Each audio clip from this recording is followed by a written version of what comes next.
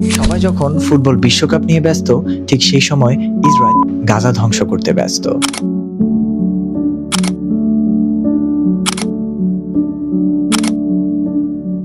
একদিকে সবাই যখন টিভি সিটের সামনে খুব ব্যস্ততম সময় পার করছে, ঠিক সেই সময় গাজার মানুষ নিজের প্রাণ বাঁচাতে ছুটে চলছে। সম্প্রতি আল মাওয়াসি বাস্তুচ্যুত শিবিরে নিজ তাঁবুর সামনে সকালে কফি খাওয়ার সময় ক্ষেপণাস্ত্র হামলায় প্রাণ হারান এক ফিলিস্তিনি। ইসরায়েল তাকে সশস্ত্র গোষ্ঠীর সদস্য দাবি করলেও প্রত্যক্ষদর্শীরা বলছেন মানবিক অঞ্চল নিয়ে ঘোষিত ওই জনাকীর্ণ ক্যাম্পে কোনো সামরিক তৎপরতাই ছিল না। একই দিনে দেইর আল বালাতে এক কিশোর সহ বেশ কয়েকজন জেলে এবং নুসাইরাতের কাছে আরো কয়েকজন নৌবাহিনীর সদস্যকে আকাশ থেকে বোমা মেরে হত্যা করা হয়েছে।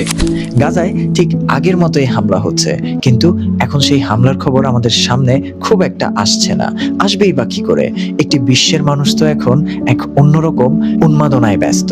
নিউজ বলতেই তো এখন ফুটবল বিশ্বকাপ। গাজাকে নিয়ে ভাবার এখন সময় বা কোথায়? বর্তমানে এই সময় যেন রোমান কবি জুভেনালের সেই বিখ্যাত উক্তির প্রতিফলন, ব্রেড অ্যান্ড সার্কাসেস। জনগণকে যদি সত্য থেকে দূরে রাখতে চাও, তবে তাদের এক টুকরো রুটি এবং বিনোদন দিয়ে ব্যস্ত রাখো।